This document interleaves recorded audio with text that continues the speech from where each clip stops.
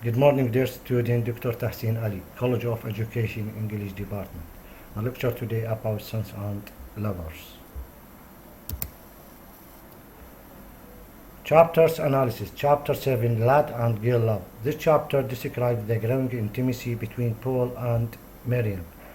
Also, this chapter presents the conflict between logic represented by Mrs. Moral and religion represented by lovers.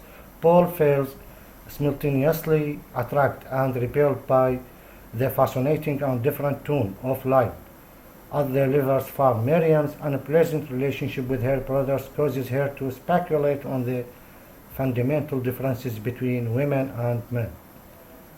This may be an indication of the cruelty of her brothers, of Miriam's sensitivity, rather than of some actual differences between all men and women. Also, in this chapter begins to suggest that Paul needs some connection beyond what he shared with his mother. In his free time, Paul is painter and he still needs his mother to do his best work. As he tells her, but Miriam allows him to take his work to another level. She makes him feel an intensity he has never before experienced. Miriam also seems to have some sense of this connection. She feels that until she shows him the rose bush, she will not fully have experienced it herself. The connection between Paul and Miriam may be one reason that Mrs. Morel disliked Miriam. She could feel Paul being drawn away by the girl. She seems to view Miriam as a direct competition for her son's love and attention. The important question in this chapter: what is the conflict between logic and religion? Chapter 8. This chapter, the way that close friendship finally lead Paul to abandon Miriam. Paul continues to be Mrs. Moral's favorite son, and he is the one she believes will be successful. We see finally in this chapter the way that this close friendship finally leads Paul to abandon Miriam because he loves his mother best. She was the chief thing to him, the only sparing being. Paul suggests that perhaps Miriam likes Clara because of her apparent grudge against man. The narrator writes that Clara grudge might be one of the reasons Paul himself likes her. This seems to suggest that Paul would appreciate a grudge against men, which is somewhat baffling idea. Paul begins to echo the action of his father. After he argues with his mother, he flings off his boots before going to bed, just as Mr. Morel had done several chapters earlier. In addition, Paul is happiest with Miriam while they are discussing his work, just as Morel is happiest with his children while he is engaged with some work. In this chapter also we see Miriam's objectification of Paul. She thinks of him as an object weaker than herself and never considers him as an individual or as a man. The important question in this chapter: why Paul abandoned a relationship with Miriam. Chapter 9, The Fate of Miriam. Paul returned to his mother's love. In this chapter, the main significant event in this chapter is that Paul returned to his mother's love, reasserting her place as his close loved one. He decides to abandon his affair with Miriam because his mother is more important, and he also strongly insists that he will not marry and leave his mother. It is also significant because it contains the first real meeting between Paul and Clara, although their friendship doesn't really begin until later. This is their first important point of contact. Clara, who is portrayed as a feminist and a man-hater, makes a surprising remark that Mrs. Limb wants a man. This suggests that she might not be as a feminist as she thinks she is. something that Paul also observed. The significant question in this chapter, Paul returned to his mother's. Why Paul returned to his mother's love? Chapter 10. Paul maintains his close friendship with his mother. In this chapter, Paul maintains his close relationship with his mother, allowing her to live vicariously through his experiences. He tells her everything that happens in his life, and she feels as though she is participating. William is mentioned and reflected on several times in this chapter. First of all, when they are discussing Paul's success, Moral says that William might have been as successful as Paul had he only lived. This statement affects Mrs. Moral deeply and makes her feel strange, tired. When Paul tries on William's suit, she thinks again of William, but it is comforted by the thought of Paul. The notion that Mrs. Moral possesses Paul is particularly strong here, and this concept, which is constant throughout the novel, might account for Paul's failure to develop a strong friendship with another woman. In the very end of this chapter, Clara provides motivation for Paul to go back to Miriam. It is interesting that his motivation comes from Clara, since Miriam is her chief rival besides Mrs. Moral for Paul's affection. In chapter 11, the test on Miriam. In this chapter, partly because of Paul's more frequent visits to Miriam, Mrs. Moral begins to give up on him. She feels that his mind is made up and that nothing would persuade him to change his mind and restore his loyalty to her. Lawrence's language seems to be deliberate, vague on the subject of sex. It seems that Paul and Miriam sleep together in the wood when the narrator says they relinquished herself to him. However, when they are in her grandmother's cottage, it seems that he makes love to her for the first time. Paul feels as he writes home that night that he had finally moved past his yacht.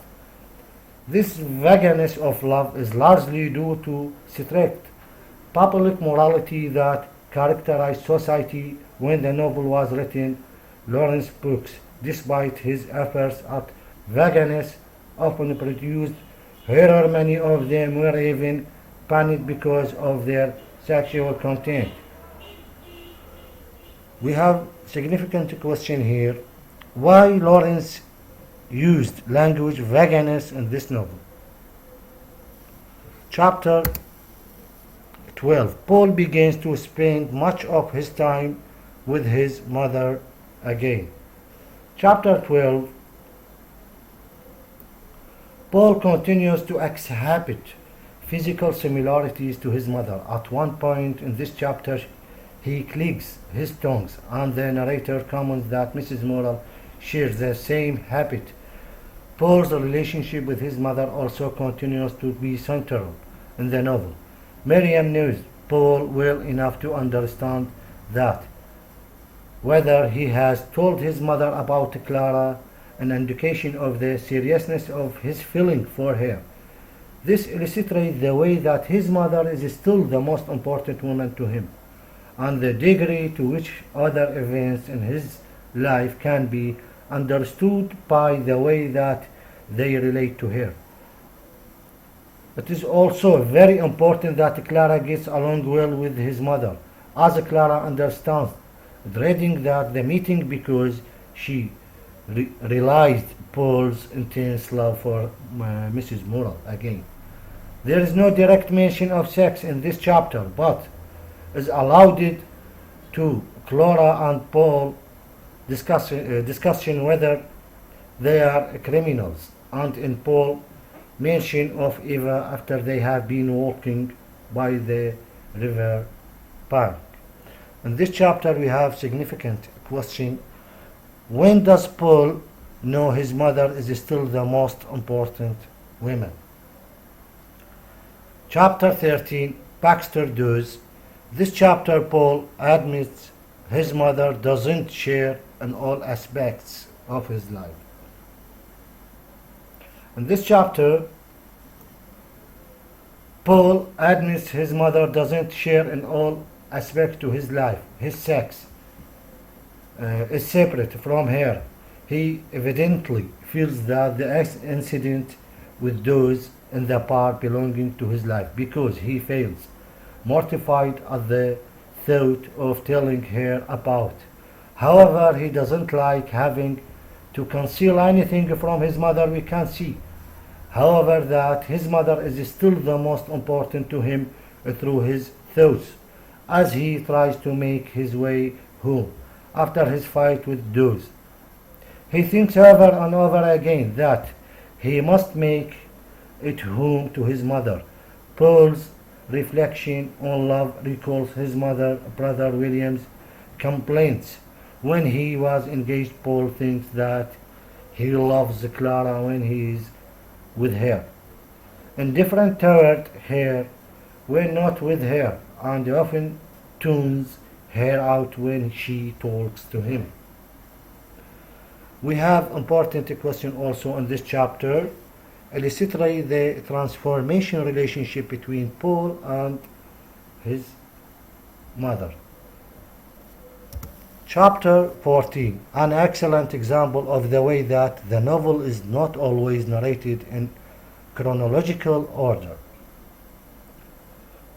Chapter 14, in this chapter, an excellent example of the way that the novel is not always narrated in chronological order, since the first episode in which Paul visits Baxter Dawes in the hospital actually occurs before Mrs. Morrell is taken home, an episode which is included in the previous chapter. Mrs. Morrell's desire to be with Paul is so strong that he tells Clara he believes she refuses to die so that she can stay with him, and she looks at me and she wants to stay with me.